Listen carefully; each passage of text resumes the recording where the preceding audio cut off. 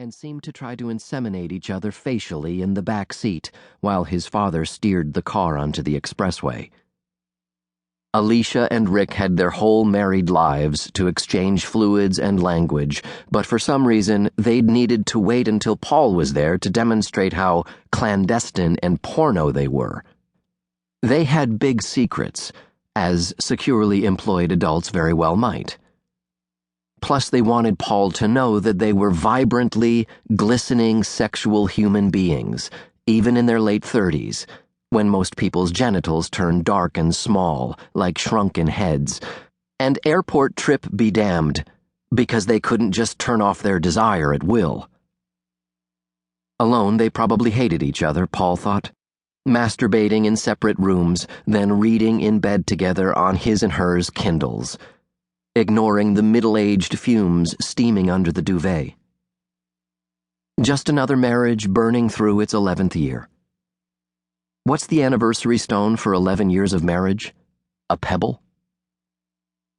Paul sat and watched the outskirts of Cleveland bloom in his window as if endlessly delayed construction projects held professional interest for him. A village of concrete foundations filled with sand, rebar poking through like the breathing tubes of men buried alive. His father took the exit onto Monroe and the woozy hairpin up Cutler Road, which Paul had always loved because of the way the light suddenly dumped down on you as you pulled above the tree line. The city stretched below them. The whole skyline changed since he'd last visited 10 years ago.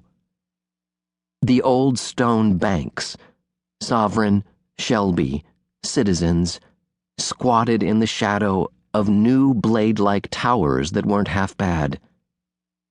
They were tall and thin and black, hooked at their tops, and were either sheathed entirely in charcoal-tinted glass or simply windowless.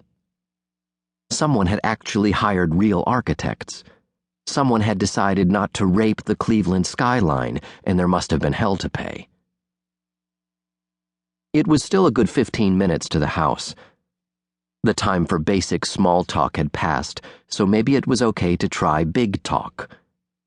Someone had to break the silence before they died of it, and Paul figured he might as well address the elephant in the room, or the elephant in the car, or whatever. Mom couldn't come? Oh, Paul, she wanted to, his father said, eyes dead on the road. She wanted to, and you prevented her? Paul said, laughing. You held her down? No, that's not it. His father frowned. Mom's resting, Paul, his sister said from the back seat. She's excited to see you, Rick added in a voice too loud for the car.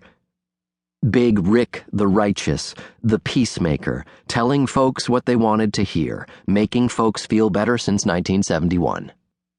Thank you, Rick, Paul said without turning around. Now I know who to ask when I need to find out what my mother really feels. Rick was right. Paul's mother was waiting in her robe when he came in the door, and she rushed up, hugged him, kissed him, smothering him with love, while Paul stood there holding his bags. Oh, Paul! Hi, Mom. Paul! She cried again, grabbing his face, tilting back to see the whole huge mess of him. She looked so small inside her robe. You shaved! You shaved it off! I did, Paul said, stroking his chin, smirking. He suddenly felt proud. This was his mother's great gift, to make him feel good about absurdly common things, like grooming.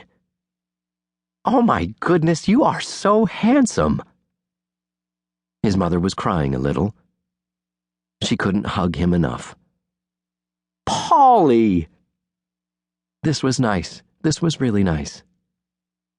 Morton, do you see how handsome your son is? Do you see?